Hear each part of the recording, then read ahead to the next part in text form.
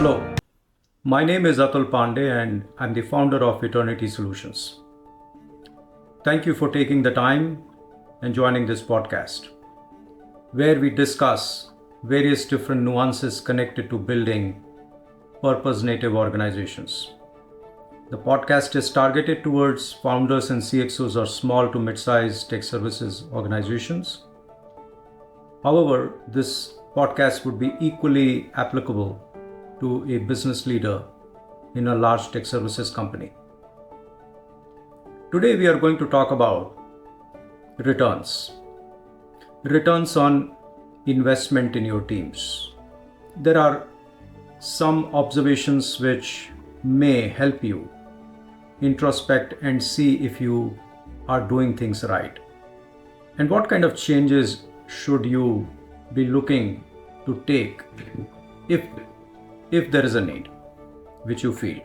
In another podcast, we will touch upon a different aspect connected to the returns and the behavior of the founders towards their teams, where they become bottlenecks in unlocking the performance of their teams. But that's for another podcast. Today, we will focus on the founders who are really trying to invest a lot, but they are not seeing enough returns. So let me set the stage and give you a spectrum in which I see founders making an attempt to unlock potential of their teams. And by that, again, by this time, this may sound familiar to you. When we talk about potential, we are not thinking about it in a wishy-washy, fuzzy way.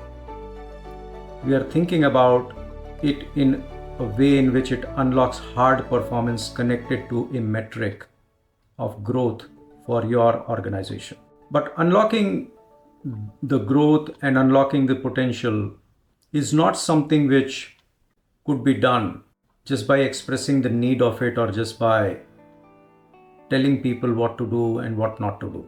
And I see there are two ends of the spectrum. A, where founders or the leaders are taking a lot of painstaking efforts in creating an environment where their teams can step up. They are working very hard to set a higher bar.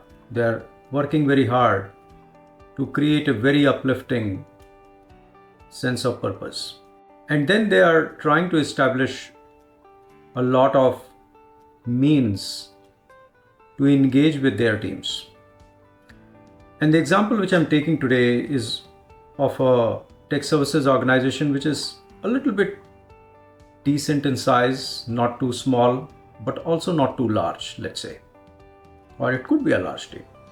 But as the team size becomes a little bit more, this problem becomes even more and more prominent.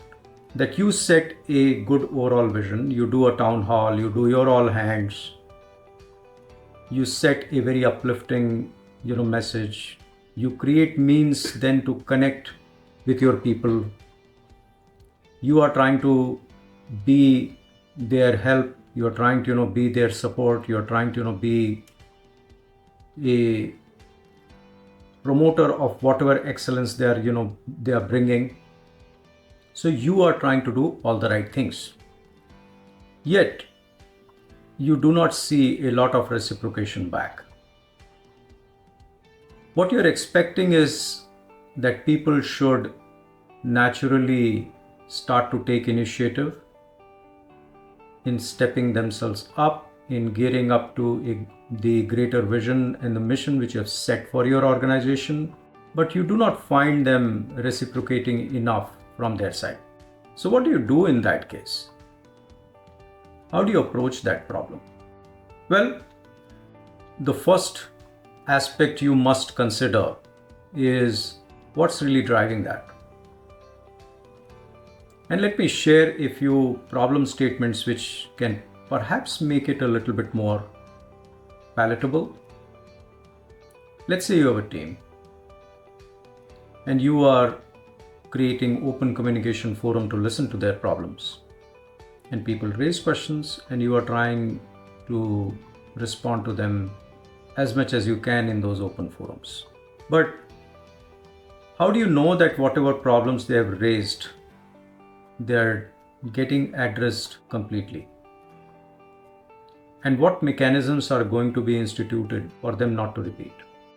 So are you just responding to them through in that communication forum, or you are institutionalizing a change based on what they're raising in such forums?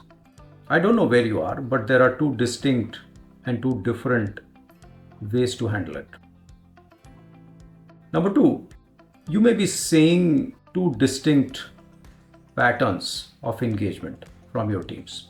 And in a slightly larger team, and let's say if your business has been in existence for some time, you may have a set of people who are relatively senior, who you brought in to guide and take the team forward, to take the business forward by tapping into their seniority, by tapping into their wisdom, by tapping into their experience. However, what you may be seeing is that their contribution and their impact is not as high as what probably you would have expected them to do. You may feel like that they're taking it relatively easy. They may be just trying to create a way of engagement in which they don't have to work a lot and they can just manage their days with you.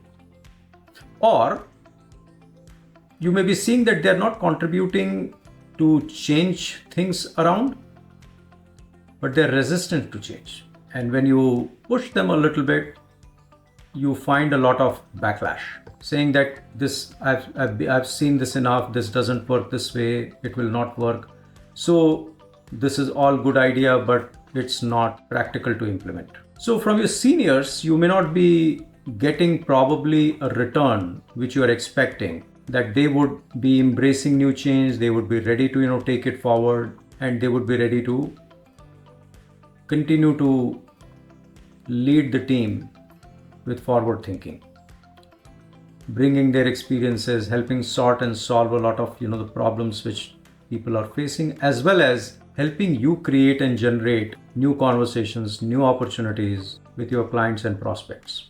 On the other hand, you may also have a lot of fresh young blood in your team, and you may be seeing or observing that they are very impatient, they are very much clear about what they need, and they need it right here, right now. They don't have time and patience to invest their precious years with you for next 5-10 years. If things don't start to shift for them fast enough, they're quick to tell you and they're quick to leave as well. And you can end up thinking like, oh, this is the new generation doesn't understand. They are not like us. When we were in their time and in their age, we were so much receptive, we were so much understanding, we were so much flexible. They are not. And I'll tell you, your observations may be all right, but your understanding is not. Because you're scratching the surface and you are not going deeper into understanding what is driving this behavior. So when we talk about being purpose native, we are looking at gaining a deeper understanding of some of these problems first for the CXOs to start institutionalizing or start seeding a change which can address the problems at the root, not at the surface. And by that what I mean is that traditionally for these two ends of the spectrum, there are some typical methods which I see being applied. You would institutionalize some one-on-ones, you would do some skip levels with some of the junior team members, you would always try to be flexible, you'll tell them what to do, you'll offer them flexibility, you'll tell them a greater growth path is with you, you may be giving them a promise, as well as sometimes you may actually be promoting people faster if they have performed decent. Or towards your seniors, you may be investing further in them. Now, if you're a larger organization, you may be creating opportunities for them to have a skip level or a direct conversation with the senior leadership of the company. You may be treating them with a lot of reverence, sending them to some prestigious programs outside of the company, telling them that you care, telling them that you value them. And yet, the returns back in terms of their contribution and their impact in terms of helping you create a newer pipeline of opportunities, in terms of helping you go and create a slightly more differentiated positioning in the marketplace, asserting your thought leadership in the market, creating new solutions, taking it to different clients, and a whole bucket list of such things may not be happening. So there's something missing in that picture, isn't it? And that's what we work on. This is one of the core problems to address and to tackle, which is non-reciprocation or low reciprocation from the team, which can make a CXO remain at a very low level of organizational performance. The problem is again not that of intent of the CXOs. They are very high intended people, well-intentioned people. And I know if you are one of them, you are one such CXO who's really wanting to do something good. And yet, if you're facing this problem, it's not because you're not trying to solve it, but you're not looking at it deep enough and in the right way. If this is something which resonates with you, and if this is something which is something which you want to solve, engage in a conversation with us and we can help you go dig deeper into what's going on and how you can start designing a new pathway for you to get more reciprocation from your team and get a higher degree of return on the investments which you're making in your team. Because we don't believe that it is a problem which could be solved just by telling and training and coaching. It cannot be done by that. We have to understand the root causes, and then we have to institutionalize change mechanisms in which these behaviors could be induced differently, not forced. But I'm very deliberate about the word induce, because the problem is not outwards. This is an inward problem, and an inward problem cannot be solved with outward approaches, which is what most of the traditional means which are out there today to address the human performance issues are connected with. And everyone is missing the mark. And that's why at Eternity, we deal with this subject in a very, very deliberate, thoughtful, and a purpose-centric way. We establish causations, we study it in a scientific way, and then we design ways in which it could be addressed in an inward-centric way so that the changes are induced, they are not forced. So take a journey with us and let's dissect it and design it differently. Thank you for taking the time. In the next podcast, I will touch upon some other aspects in which I see CXOs becoming bottlenecks for their own teams, and I'll see you there. Till then, take very good care of yourself. Talk to you soon.